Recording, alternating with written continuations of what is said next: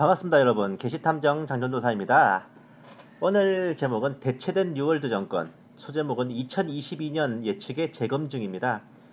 본 게시탐정이 2022년에 이런 일이 있을 거야 라고 했던 것에 대한 재검토예요. 제가 이 돋보기랑 은괴랑 눈깔 나오는 이 디자인을 좀 바꾸려고 노력을 하는데, 이 디자인은 제가 옛날에 한참 이제 백수 건달 시절에 몇 달 며칠 고민해서 만든 디자인이거든요. 근데 이제 이 디자인이 좀 눈알 모양이 좀 거슬린다고 해서 바꿔달라는 의견이 많으신데, 죄송합니다만 제가 너무 바빠서 디자인을 만들 엄두가 안 나요 사실. 그리고 제가 원래부터 예술이나 이런 디자인 같은데 좀 소질 있는 사람도 아니어서 그러다 보니까 제가 이 새로운 이 게시탐정 방송 디자인을 만드는 데는 좀 걸릴 것 같습니다. 제가 좀 한가해진다면 모를까, 지금 미리 여러분들께 이제 양해를 좀 구하는, 양해를 구할게요. 오늘 예측은 어찌 보면 예측이라기보다는 제가 전에 했던 예측에 대한 AS입니다. 애프터 서비스. 이 본 게시탐정도 역시 사람인지라 가끔씩은 예측이 빗나가거나 혹은 좀 그럴 때가 있는 삐꾸가 날 때가 있는 거거든요. 여기에 대해서 이제 오늘 이제 본 게시 탐정의 기존 추리에 대해서 재검토하는 시간을 여러분들과 함께 가져보겠습니다. 흔히 하는 말입니다. 이 예측이 예언과 다르다는 것은 아무튼 어떤 초자연적인 능력이나 은사를 통한 예언과 달리 예측은 어찌됐든 간에 정세와 형세를 분석하고 분별한 인간의 통밥이에요. 언제든 그 정세가 급변하면 빛나거나 틀릴 수 있다는 겁니다. 대표적인 예로 마이크 타이슨의 명언이 있습니다. 누구나 그럴싸한 계획은 있다. 한 대 쳐맞기 전까지는. 아들아, 너는 다 계획이 있구나. 그 계획대로 안 되니까 문제죠. 이 마라나타 업계에서도 마구잡이로 예측을 빙자한 예언을 내뱉어놓고 틀리거나 빗나가게 되면 예측은 예언과 다르다 운운하며 한마디 해명과 반성도 없이 구렁이 담 넘듯 물타기하며 넘어간 자들이 비일비재를 넘어 일상다반사로 있습니다. 바로 이런 자들 때문에 시대의 징조를 분별하고 재림을 기다린다는 그 사역자들의 신뢰성을 땅속에 파묻고 있는 실정이기도 해요. 본 게시탐정도 예언하는 능을 받은 선지자가 아닙니다. 어찌됐든 간에 한 인간이에요. 분석과 예측은 결국은 정세를 판단하고 추리해서 나온 결과물입니다. 정세가 흘러가고 변함에 따라 혹은 연구가 미진하여 잘못 분석해서 빗나거나 틀릴 수 있음을 홀드 와이라노 이거 인지하고 있지만 본 탐정이 여타의 다른 마라나타 사역자들과 다른 가장 큰 한 가지는 앞서 예측한 것이 빗나갔을 경우에 반드시 애프터 서비스, 즉 AS를 해준다는 것입니다. 사실 여러분들께서 일일이 매 눈으로 살펴보시지 않으셔서 그렇지 본 탐정의 예측과 분석도 이래저래 빗나간 것들 들어있어요. 본 게시 탐정은 한번 내뱉어놓고 모르쇠가 아닙니다. 주기적으로 과거에 썼던 글과 방송들을 모니터링해요. 점검을 합니다. 역대 본 게시 탐정의 예측이 빗나간 것들과 그 빗나간 것들에 대한 AS 내역은 이렇습니다. 이거는 뭐 자아 비판이어 보여. 첫째, 본 게시 탐정의 소설 미션 게시록 2017년 작품입니다. 여기서는 곡과 마곡 전쟁에서 미국이 소련과 격돌을 해요. 하지만 이것을 곡과 마곡 전쟁과 미중 극동 대전쟁을 분리해서 이제 다시 견해를 확정했습니다. 두 번째는 그 소설에서 열불 열왕을 세계 정부 10대 구역으로 해석했는데 현재 저는 열불 열왕을 유럽 합중국 주요 10개국으로 확정하고 있습니다. 셋째, 대한민국은 적그리스도에게 점령당했습니다. 그 소설에서. 하지만 우리나라가 포함된 동양연합은 적그리스도의 지배하에 들어가지 않는 것으로 저는 확정하고 있습니다. 두 번째, 휴거 이후 시리즈가 있어요. 2018년에 쓰였습니다. 여기서 미중 전쟁이 없이 우리나라와 중국이 전쟁하는 것으로 해석하고 있는데 우리나라와 북한의 전쟁이 먼저 일어나고 그 남북 전쟁에 중국은 개입하지 않고 있다가 우리나라가 북한을 토벌한 후에 중국과의 전쟁을 벌이는 것으로 그렇게 분석했어요. 하지만 이것을 현재 미중 극동 대전쟁으로 견해를 확정했습니다. 세 번째는 2014년 적그리스도 신상 털기 시리즈인데 여기서는 적그리스도에 대한 소고라는 제목으로 올라왔죠. 여기서 2014년 당시에는 적그리스도를 당시 유럽연합 상임의장 헤르만 반 롬푸이로 예측했고 2015년 초에 롬푸이가 사임한 후에는 유럽연합 집행위원장 장클로드 융커로 예측했습니다. 하지만 이것을 현재 오스트리아 총리 제바스찬 쿠르츠로 확정하고 있습니다. 네 번째는 이건 본 게시 탐정이 정말 쪽팔리는 거예요. 2016년 탄핵 사태 당시에 황교안 권한대행을 탄핵을 막아줄 사람으로 저는 기대했었습니다. 하지만 그것이 빗나가고 저는 황교안의 악랄한 실체를 정말 이 바닥에서 적나라하게 폭로한 몇 안 되는 사역자 중에 하나가 바로 저입니다. 대표적으로 이러한 사례들이 있어요. 여기에 또 한 가지 추가되는 것이 오늘 여러분들께 설명해 드릴 내용입니다. 본 게시탐정은 2015년 1월에 출간된 프랑스 작가 미셸 우엘백의 소설 복종을 읽었고 프랑스가 2022년에 이슬람 공화국으로 변모하는 어마어마한 스토리에 충격을 받았는데 그보다 더 기가 막혔던 것은 멀쩡하던 프랑스가 이슬람 공화국으로 변해가는 과정이 우리나라의 탄핵 사태와 너무나 비슷했어요. 또한 그런 과정을 통해서 우리나라에 빼도 박도 못할 뉴월드 괴뢰 정권이 수립되겠다는 확신이 들었기 때문이었습니다. 극중에서 프랑스 이슬람 공화국이 수립되는 것은 2022년인데 마침 우리나라도 문재인 정권 이후 새 정부가 들어서는 때가 2022년이에요. 너무도 아다리가 잘 맞아. 돌아가는 정세를 볼 때 2022년에는 우리나라의 뉴월드 괴뢰 정권이 수립되어 대한민국은 그야말로 멸망 그 자체를 할 수 있는 위기에 봉착하겠다는 생각이 들었습니다. 현 문재인 좌파 정권은 약간 뉴월드에서 밀어준 앞잡이. 하지만 이 2022년에 수립될 뉴월드 괴뢰 정권은 뉴월드 직계의 괴뢰 정권이라는 거죠.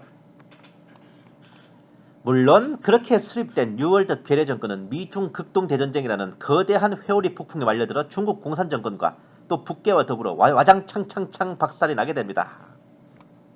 더불어 와장창, 더불어 무슨 당 있죠?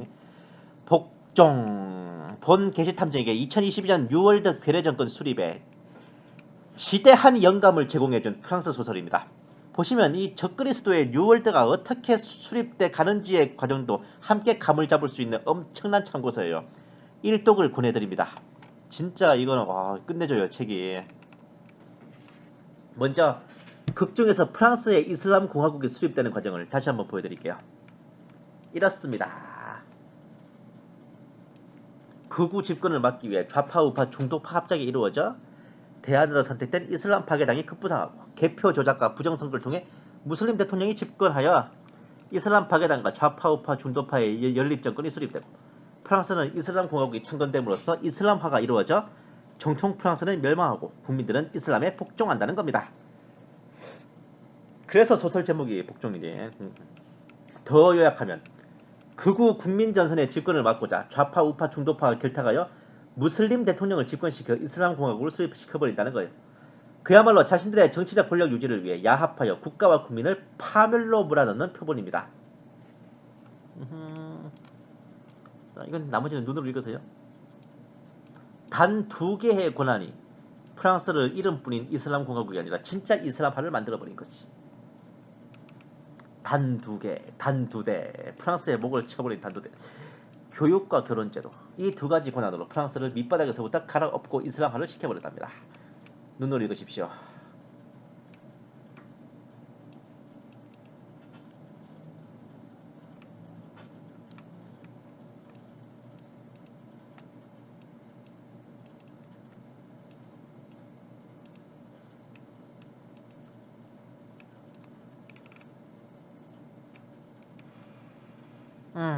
이렇게 돼버렸다는 거지.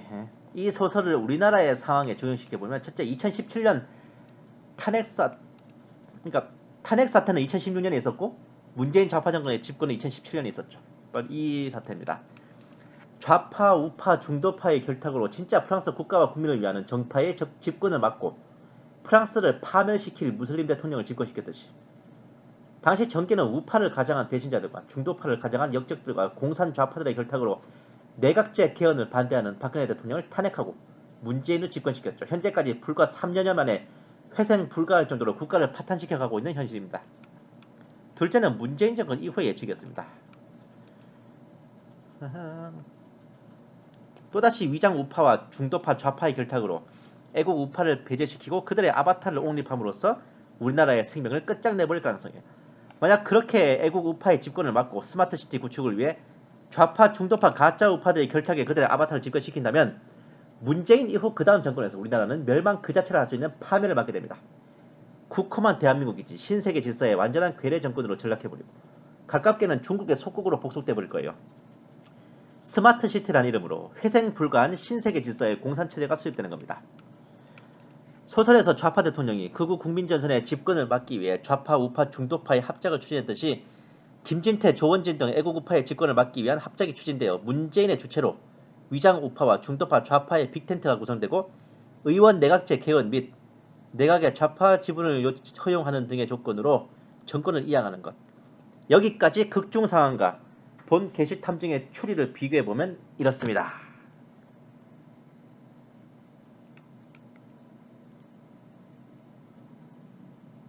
자, 소설 복중에서 이슬람 공화국의 수립은 이렇습니다.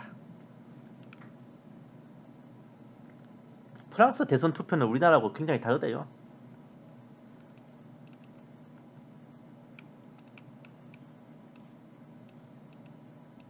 극우 국민전선을 막기 위한 야합이 이루어졌죠. 여기서 극우라고 하면 정말 프랑스 국가를 위한 그런 정당이었을 겁니다. 부정선거 및 개표 조작 의혹이 있습니다. 마치 태극기 집회를 연상시키죠. 장외 집회.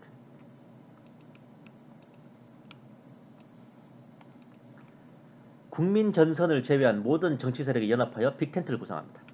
압도적인 표차로 이슬람 파괴당의 승리, 무슬림 대통령이 집권하고 2022년 프랑스 이슬람 공화국이 수립됩니다. 이슬람식 일부 다처제 결혼과 이슬람식 교육제도로 프랑스 전체가 이슬람화되죠. 이거를 적용시켜보면 이렇습니다.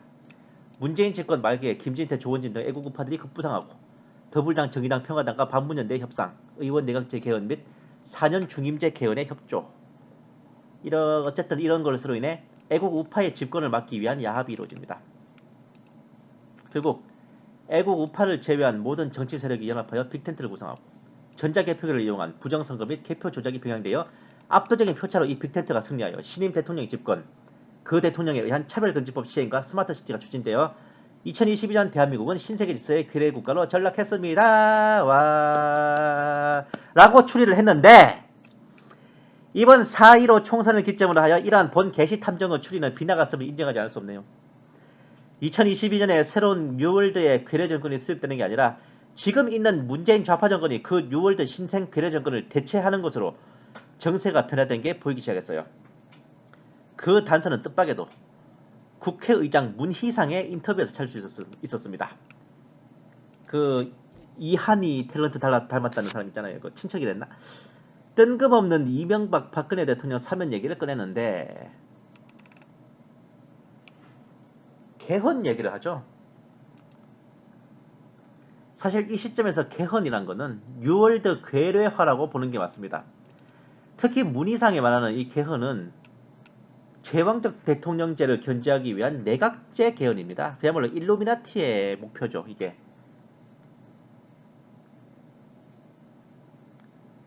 책임 총리제로 가도 그 총리가 다 찜쪄먹겠다는 거 아니요. 국회의원들이 정부와 국가를 고스란히 찜쪄먹는 의원 내각제는 여당이고 야당이고 할 것 없이 국회의원 입장에서는 200% 이익이기 때문에 사실은 반대할 이유가 없어요.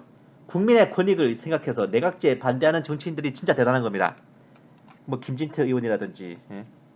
그리고 이어지는 한마디가 핵심이죠.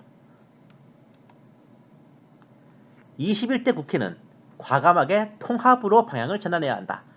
통합에 이런 적기가 없다. 의장단 임기가 시작할 때는 6월에 의장단, 원내대표, 상임위원장을 다 초청해 만나고 여야가 실질적으로 협의하는 여야정을 만들어야 한다. 그 목소리를 높였다. 통합. 의원 내각제 개헌에 여당이고 야당이고 할 것이지 모조리 통합하여 그야말로 빅텐트를 구성해야 한다는 선언. 그렇게 되면 더불당, 정의당을 위시한 좌파들과 미통당을 위시한 가짜 우파들과 그리고 그 가운데쯤에 있는 중도 세력들이 모조리 손에 손을 잡고 We are the world를 외치며 결탁함으로써 대한민국은 뉴월드의 괴뢰 정권으로 전락해버리는 것이죠. 근본 4.15 총선과 위에 본 게시 탐정의 추리와 비교해보면 위의 추리는 이게 대선 상황이고 실제 상황은 총선이었다는 것만 제외하면 실무적으로 일어난 양상 자체는 거의 비슷하게 돌아갔을 거예요.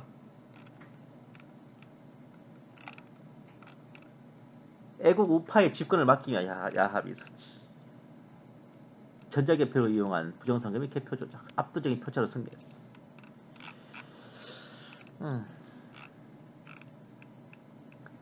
논란은 좀 있지만 조원진 의원 그리고 김진태 의원을 위시한 진성 애국 우파 그룹들은 이번 총선에서 철저히 축출됐습니다. 김진태 의원의 경우에는 춘천 지역구조차 불리하게 쪼개져 버렸어요. 그 소속된 미래통합당에서는 사실상 그걸 방조에 가깝게 방치해버렸지. 이 우파라는 미래통합당은 그 숙의 황교안을 위시해서 아예 애국 우파다운 자세와 투쟁을 포기한 지 오래였습니다. 거기에 덧붙여 빗발치는 부정선거 개표 조작의 의혹까지. 결국 김진태 의원으로 대표되는 애국 우파 세력들은 철저하게 이번 총선으로 정계에서 배제됐어요. 문재인 좌파 정권이 국회까지 장악하며 좌파 우파 중도파의 빅텐트가 구성된 것입니다. 내각제 개헌을 추진하고 좌파 우파 중도파를 모두 통합한 빅텐트를 구성하고 세 번째 진성 애국 우파들을 정계에서 축출하는 여기에 황교안이 결정적인 트로이 목마 역할을 했습니다. 악성 코드에 완전히 황교안이. 2022년 뉴월드 괴뢰 정권의 수립을 예상했던 본 탐정의 추리가 다소 빗나가긴 했지만 2022년이 2020년으로 당겨진 것 외에는 디테일한 세부 사항에서는 그다지 빗나간 것이 없이 적중한 것 같다는 생각도 들었어요. 소설 복중에서 무슬림 대통령 벤 아베스가 직장 여성들을 모조리 사직시켜 가정으로 들어보내면서 국가의 100년 대계인 교육에 들어가는 예산을 삭감해 그 사직한 직장 여성들에게 가족수당을 지급해서 불만을 무마시킵니다. 교육 예산을 쳐부셔버리고 그걸 가족수당으로 줘버렸다고. 국방 예산 등 중요한 국가의 예산들을 삭감한 후 그것을 긴급재난지원금 등으로 국민들에게 쥐어줌으로써 불만을 무마시키고 그렇게 해서 정작 나라를 갈아 마시려는 이 대통령의 지지율이 갈수록 높아지는 기현상도 비슷하게 벌어지고 있습니다. 또한 소설 복중에서 벤 아베스가 중동과 북아프리카의 이슬람 정권들과 접촉해 그들을 유럽연합으로 끌어들여 가입시키고 자신은 그들의 후견인 노릇을 하며 형식상 프랑스의 국제적 위상을 높이는 그런 모양새를 보여서 국민들에게 지지를 받았던 것처럼 우한 폐렴 사태가 국내에 퍼지고 퍼져 국민들이 고통받도록 그 초동 조치를 똑바로 안 했는지 못했는지 그런 실책은 오간데 없이 방역을 잘했다며 겉보기에는 국제적 위상이 높아지는 것에 국민들이 박수를 치고 있는 기현상도 비슷하게 벌어지고 있죠. 우리나라의 국제적 위상도 척척 높아지고 긴급재난지원금 등으로 도탄에 빠진 국민들에게 도움의 손길을 내밀며 대통령의 지지율은 하늘을 찌르는데 그 도탄에 빠진 국민의 저도 포함됐어요. 우리나라의 운명은 갈수록 미궁 속으로 빠져드는 듯한 이 더러운 기분은 대체 무엇 때문일까요? 4.15 총선은 아무도 옛적 박헌영과 김일성이가 스탈린을 찾아가서 누가 북한의 지도자로 지명을 받을지 경합을 벌였던 것처럼 문재인과 황교안이 일루미나티로부터 누가 우리나라를 담당할 괴뢰로 인정을 받을지 겨뤄본 한판 승부가 아니었을까 싶습니다. 황교안이 이겼다면 2022년에 수립될 뉴월드 괴뢰 정권의 수계로 앉았을 테지만 문재인이 이겼으니 그 2022년에 출연할 괴뢰 정권은 구경할 일 없게 됐습니다. 지금 들어앉아 있는 문재인 좌파 정권이 그 뉴월드의 괴뢰 정권으로 레벨에 올랐다고 보면 되겠네. 이른바 서자가 친양자 입적이 됐네. 새로운 세계 질서는 코리아가 신세계 질서를 준비하겠다고 선언하는 문재인. 짜잔.